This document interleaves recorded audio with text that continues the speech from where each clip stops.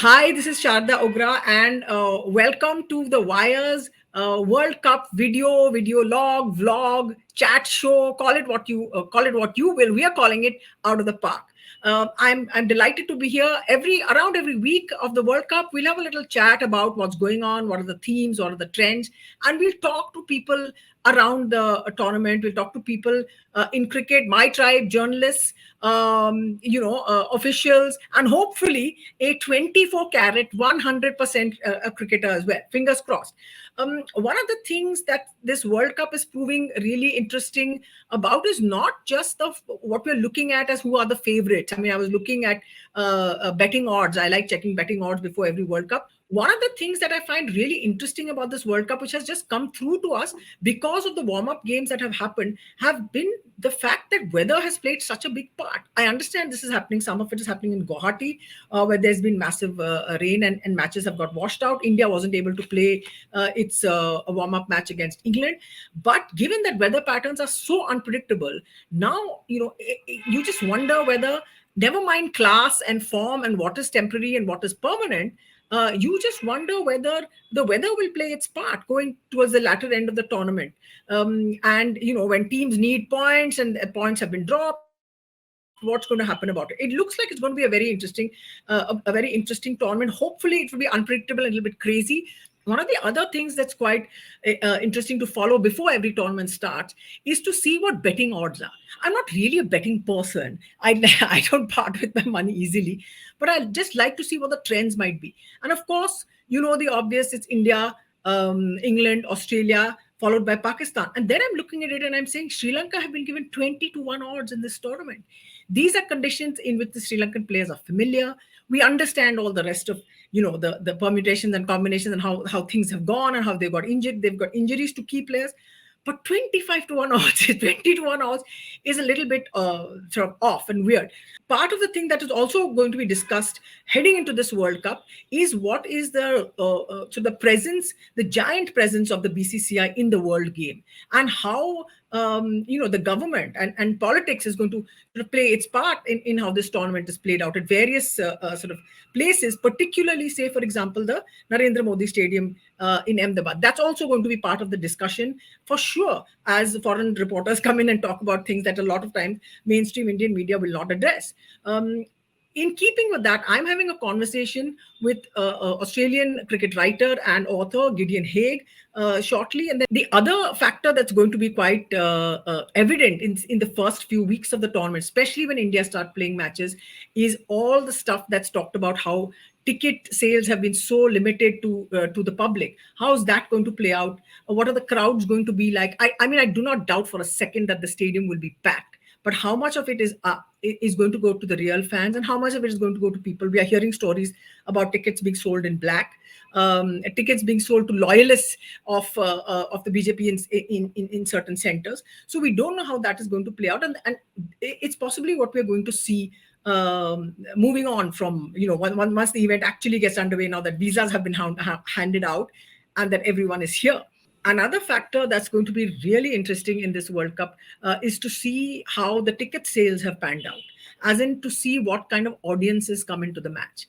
We've all heard of fans having a problem actually buying tickets, even when they were put on sale, even when they said 4 lakhs, BCCI said 4 lakh tickets are going to be sold. Now, 4 lakh tickets across 50 games is nothing. We'll see the kind of people that turn up to the games. Are these people, I doubt they'll be sort of fans that were trying to buy tickets. A lot of this will be tickets that are sold, not to corporate boxes as much as tickets that have been sold in black by people actually who have access to tickets more than, say, the public have. In clubs in a lot of cities, as people in those cities like Mumbai will tell you.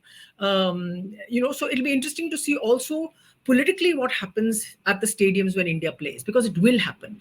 I went to a game in Sri Lanka recently where there were chants of Jai Shri Ram going on. Once or twice, and then the fans around the people, Indian fans around that kind of chanting, decided to try and shout them down and give you the Bharat Mata ki Jai and Jeetega bhai Jeetega, India Jeetega, to kind of silence that kind of thing. So all those things will play out. It'll be quite a fascinating kind of parallel track that's running. For the moment, maybe get into the chat with Gideon from Australia a short while ago. and ask him what the World Cup looks like from his part of the world. I am totally delighted to be welcoming today as our first guest on Out of the Park, Gideon Haigh, who is uh, everyone knows Gideon Haigh in cricket. He's a friend. Now in Melbourne. The grand final has just finished. His team wasn't there. I don't think the team that he lives in. Welcome, Gideon. Great to have you here on Out of the Park. You are an opener, and like Sehwag, we think you're going to play your shots today. So good to have you here. My club mates would laugh at me being associated with anything called Out of the Park, because the weekend I'm going to be playing my 350th game at my club, and I think I've probably hit about 10 sixes in all that time. But the great thing is I remember all of them. I can talk them through them all. So, Gideon, do you know that VVS Lakshman has hit literally under 3 or 4 sixes in his test career? So that's the kind of quality that you're matching up with. So there you go. Bradman only hit 6, and he didn't hit a 6 until the Bodyline series, which was actually a sign that his game wasn't in the best kind of shape, because he wasn't geared to hitting 6s, and nor am I. That's probably the only thing that I have in common with Bradman. So great to have you here, Gideon. We are just on the verge of this massive extravaganza, or as Suresh Menon called it in his column, and a cricketing sort of a rally, a pre-election rally for the ruling government. We'll get into that a little bit later. What does the cricketing World Cup, this cricket World Cup, look to you like from Australia? And what are your sort of general feelings about how it's going to go? And then I'll ask you some questions about Australia as well. Well, the World Cup's had an unusual status, hasn't it, for really the last 10 or 15 years. It's a form of the game that a lot of people have predicted will decline and crumble. And yet it's as close as we have to a long-term world championship, dating back to 1975. The West Indies winning that was a kind of a herald of their ascendancy in international cricket. The 1983 World Cup was a herald of India's discovery of the one-day international and their emergence as a world power. So it's actually had, I think, great significance as a coronation ceremony for powerful teams. So in some ways, even though the bilateral ODI as a format is in decline, the World Cup still has cut through, because the rest of the cricket world has to stop, and the cricket world very seldom stops these days for anything but premium events such as the IPL. So, I think you shouldn't read into the surrounding malaise in ODI cricket any sort of decline in the World Cup's appeal. In some respects, that's simply because there's just so much cricket nowadays, and that teams very, very seldom play their full strength 11s, because they're often resting players. Players are missing out through injury. They're being saved for more important series. They're saving themselves to play supranational T20. But the players will be available, the best 11s for this World Cup, even though there may be some uncertainty about those best 11s, because certain individual players haven't had enough recent game time. Speaking of game time, I was checking odds, which I normally don't, but only before World Cups of any kind. You look and see, okay, who's favorite? What's it saying? What is the betting world saying? And the sequence is quite simply India favorites, England second, Australia third, Pakistan fourth, at seventh, and so on. I just wanted to ask you about Australia. They've played very few one-day internationals this year. When they came into this one-day tournament, they played the white ball series against India recently. When they had come in, they just played 9. They played the fewest amongst all the countries. So what's happening there? I mean, I know there are injuries, and we're hearing all kinds of stories. They had a good game the other day, but it was against Netherlands, which is a considerably weaker team. Yeah. What's the buzz like in Australia? What are people saying? What does it look like? Australia is the biggest World Cup nation in cricket, 5 times. Boring, but yeah. Yeah, well, of course, we had an ODI series cancelled against South Africa earlier this year because the South African board wanted its players to be available for its new domestic T20. so it's not as much as we'd planned on having. We've had an Ashes series this year for which players have been protected. To us, it's very, very important how we do in the Ashes. It happens every Ashes year that everything else falls into secondary importance.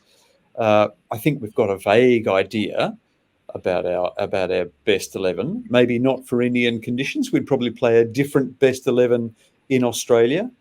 What I would say is, the three favourites are the three biggest cricket economies in the world.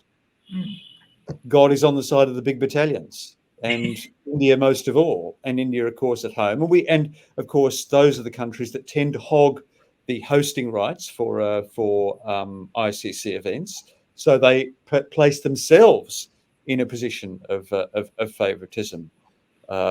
These are economically driven decisions or geopolitically driven decisions, but they have real world cricket outcomes in that really you often enter into these tournaments thinking that only one of three teams can win. So it's a rare cricket conversation in which you'll hear the words geopolitical, and that is because it's Gideon, who, as you know, is a Gideon has vast range of interests and skills and writing. And I believe, Gideon, your newest book is out. I think you should tell us a little bit about it before we go back to the cricket, because I'm just astonished at the range of things that which you write about. Because your the prolific nature of your books is one thing, but the range of subjects that you cover is extraordinary. So tell us about the new book before we move. This is the new one is this one here, The Girl in Cabin 350. It's a true crime book. It's based on the disappearance of a young woman on an ocean liner in 1949, a story of which I became aware last year. I found it very fascinating. I was intensely curious about it, and of course, you get to a point where you go, well, the only way I'm going to find out more on this is if I write a book. So that tends to be what I do. So I've done it. It's a niche publication. It's one that I've published myself. So it's only for sale from my kitchen table. But it's a lot of fun. It's seriously interesting. And it's a period in Australian history that I find very, very fascinating. That 10 years after the Second World War and before the advent of television, when there's a lot happening in Australia. There are a lot of people out on the streets doing things. It's quite a busy society. It's not as conservative and staid as we sometimes think. And outlandish things happen. And a young woman disappearing on an ocean liner is kind of the world that she inhabited and the people that she fraternized with and the society of which she was part is actually intensely interesting. And like all crimes, or terrible mishaps, it's an aperture through which to study the relevant society. That's what really interests me about these things. I'm not particularly drawn to violence. I'm not particularly drawn to scandal, but I am interested in social relations and the shape of societies and social attitudes. And often a crime or an accident is a way of accessing them and reassessing them. They kind of, all of a sudden, everything is aligned in a certain way, and you can look through the keyhole and see the society as it would not normally be accessible. Anyway, back to cricket, Sharda. Yeah, no, I'm just saying, have Netflix reached out? Netflix had better reach out. Everything is now an OTT series, so waiting to be had. So self-publishing might be fine, but now the power is in your hand to negotiate with Netflix or whoever comes calling. Anyhow, back to cricket, like you said, Gideon. This World Cup. What is it looking like to you in the sense of everyone here is now calling this? It's as much a cricket World Cup, and the cricket will happen and it'll be great, but it's also a political World Cup. You wrote this article for The Wire, one of the few people who wrote it and wrote it freely, about the Narendra Modi Stadium, which is now the center of Indian cricket and therefore the center of world cricket. How do you see this as playing out politically? Do you see it playing out? Is that what your sort of general gut feel is about it, or are we just overreacting? No, I mean the Ahmedabad test was a dry run for what we're about to see. You got a hint of the way in which the BJP is going to harness the power and the symbolism of cricket to its electoral advantage. Personally, that episode earlier this year was embarrassing to me as an Australian, to see my Prime Minister being used as a bit of scenery for the projection of a particularly ugly personality cult. And the egotism, the monumental egotism of Narendra Modi being felicitated basically by Narendra Modi's cronies in the stadium bearing his name in front of a selected audience of Narendra Modi supporters was as egregious and as offensive as it sounds. It really did. It looked like the kind of uh, you know 1936 Olympics that of infamous memory. And it's just going to be worse and more systematic and more intensive and more cynical than ever before. And we can't turn aside from that. I mean, you say that I wrote the piece. It was a pretty simple piece for me to write, because it was, to me, it's just blindingly bloody obvious. And if we didn't write it, then we were just being craven enablers of this ugly spectacle. But I understand that it's much more difficult to write from India. In fact, that's probably one of the reasons why I wrote it, because I can write it, and in India, it's much more problematic. When you're saying this, I mean, we are just looking at a stadium and a ground, but you've got all these other venues that are staging the event. Is that how you see that the shadow of this will present itself over and over again? Or the matches, certainly where India plays, they're the one team that is playing in different venues everywhere. A lot of teams they're playing two games. They're sort of pretty steady at the time. Is that something you'll see play out to that extent, you think? Well, it's pretty obvious at Modi Stadium, and I think, as you put it quite nicely in Caravan recently, Modi Stadium is a kind of a metaphor for the BJP's inroads into the BCCI and the dark heart of Indian cricket. It's a huge statement. It's a massive display of egocentricity by Modi to put his name to it. It's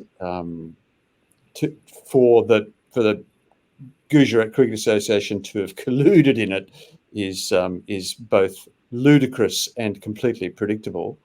And the ground itself is really sort of noteworthy for nothing other than scale. It's not a particularly interesting ground. It's not a particularly well-equipped ground. It's not an easy ground to get in and out of. It's not user-friendly. It's not crowd-friendly. It's really just a monument to one man.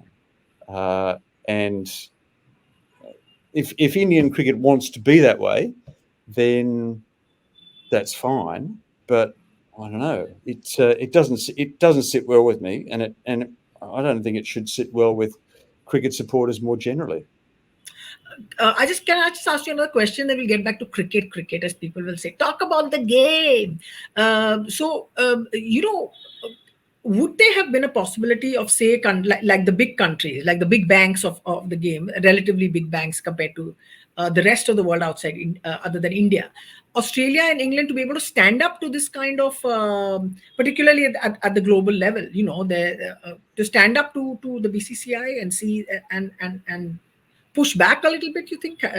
Because the ICC now appears to be completely, there are Hindi phrases coming in my head, which will make no sense to you.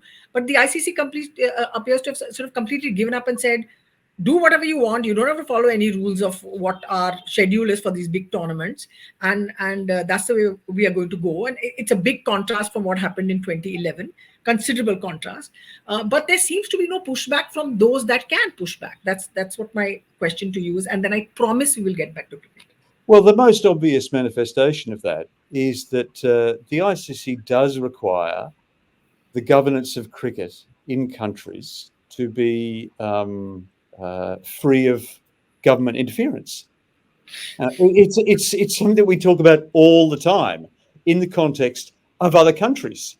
South Africa, Zimbabwe, Pakistan, Sri Lanka, but never India. Never India. You're not even allowed to mention it. Well, actually, people do mention it, but they do so with an ironic laugh. India is the great exception because India makes up its own rules. Now, was it possible for India and England and Australia to exercise some counter influence? Yeah, it probably was 10 years ago, but they completely funked the opportunity that existed to create independent governance, standalone governance for the ICC, because it was in the interests of England and Australia, or so they thought at the time, for governance to be weak, for the system to be dysfunctional in order that they could subvert it.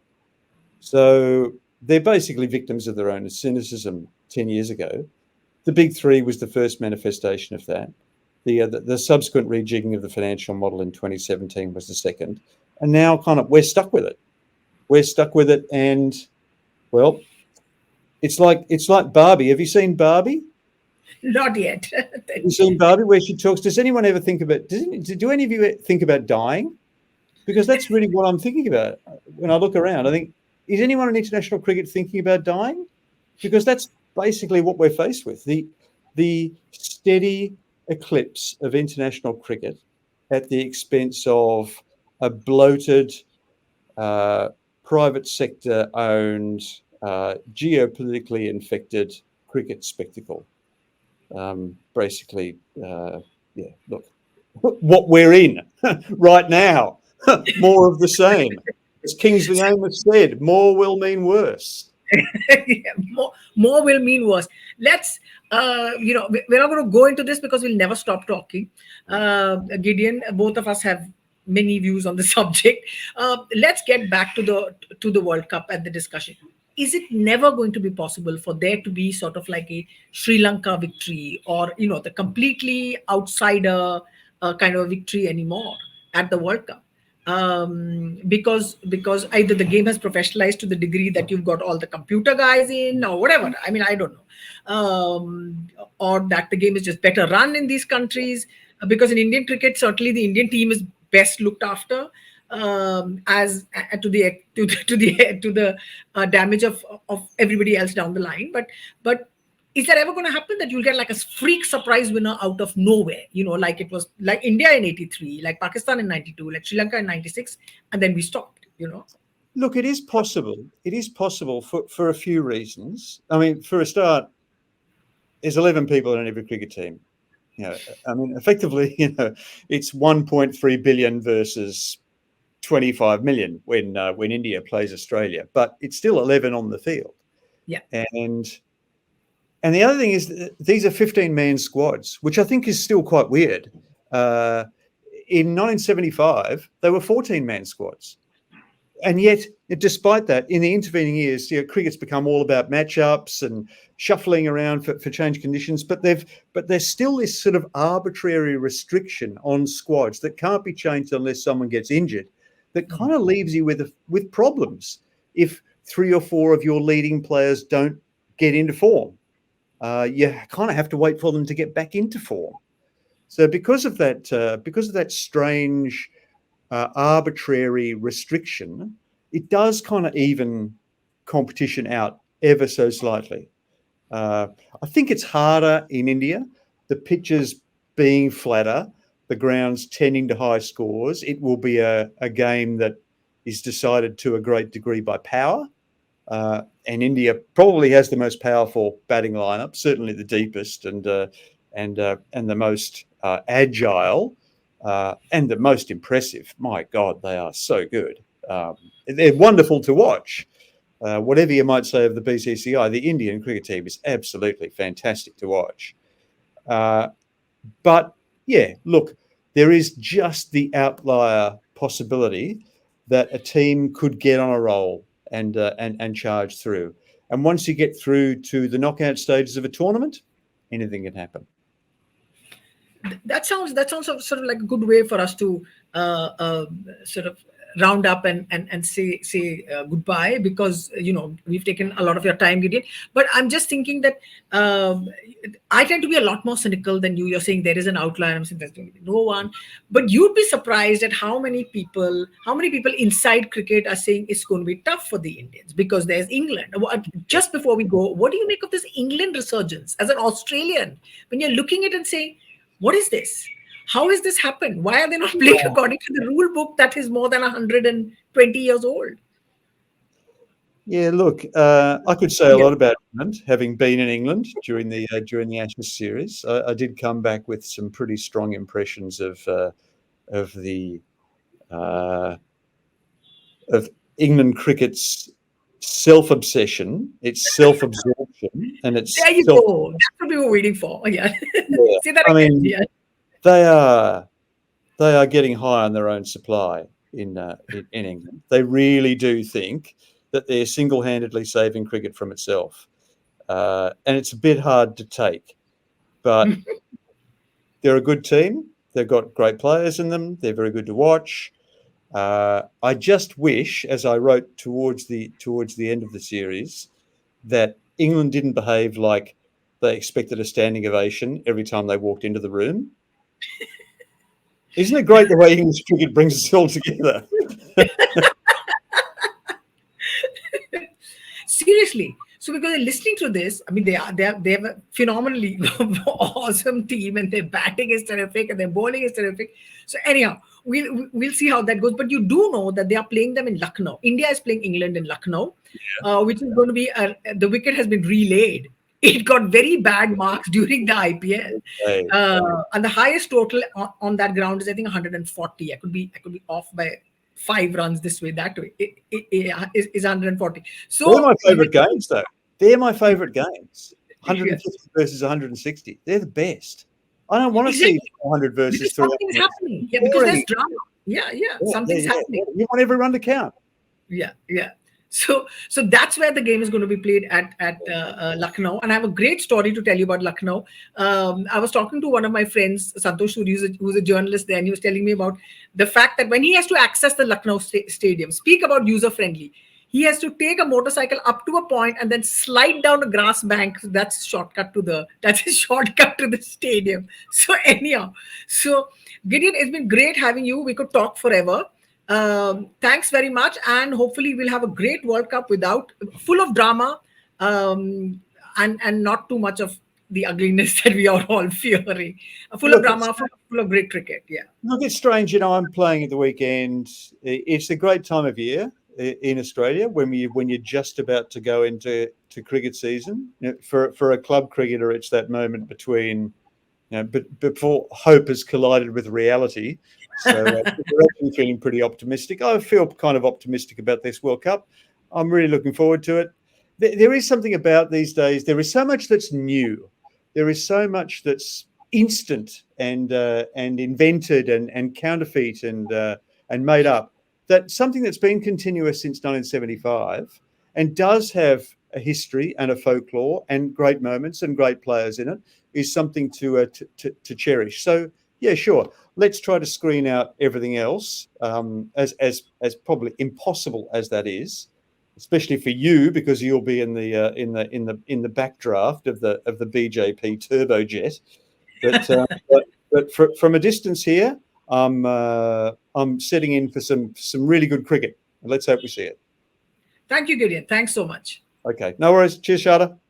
That was as expected and enormously illuminating and almost clarifying conversation with Gideon, who's able to see things from a distance and tell you what it looks like from his part of the world, and what it looks like from a view of a neutral, outside Indian cricket, what the entire exercise looks like, but also, as you can see, very much a cricket fan, like all of us are. One thing before I go is I was quite interested in finding out, what's the whole story of the songs of the World Cup, what's going to happen, and because in 2011 when India last held the World Cup, we had a song called "De Ghumake." It was sung eventually in 3 languages, in Bangla and in Sinhala and in Hindi, which was the big one, the most popular one, which played in all the stadiums in India during the matches that I attended. And it was quite a must song. It was sung by Shankar Ehsan and Loy, and it had a sort of energy about it. It had fans. It had lots of clips and cuts of cricketers, in there on the field celebrating, looking crestfallen, generally looking sort of all energized, stumps falling, all the rest of it. The new song that's playing today, the current 2023 ICC World Cup song is called Dil Jashan Bole, and it's by Preetham. And there are no cricketers in that song. There is only Ranveer Singh, who of course is a massive, energetic personality, and the One Day Express. And I'm hearing One Day Express in my mind, but that could just be my journalistic brain working. And that song has a lot of fans, and they've got some foreigners wearing t-shirts, but no cricketers. It's supposed to be about the fans. And the funniest part is that Ranveer Singh walks into this train bogie on the One Day Express and says that how come you don't have, he asked the fan, how come you don't have a ticket? And it's actually quite a joke, because of the fact that we know how difficult it was for the fans to get tickets. And in case you didn't know it, and in case you were living on the moon or under a rock or something, there are two mascots this time for the World Cup. One is called Blaze and one is called Talk. So that's it for this first edition of Out of the Park. Hopefully, once the World Cup kicks off, there'll be lots more to talk about, lots more interesting things to say. Thank you very much. Please keep watching and stay reading The Wire.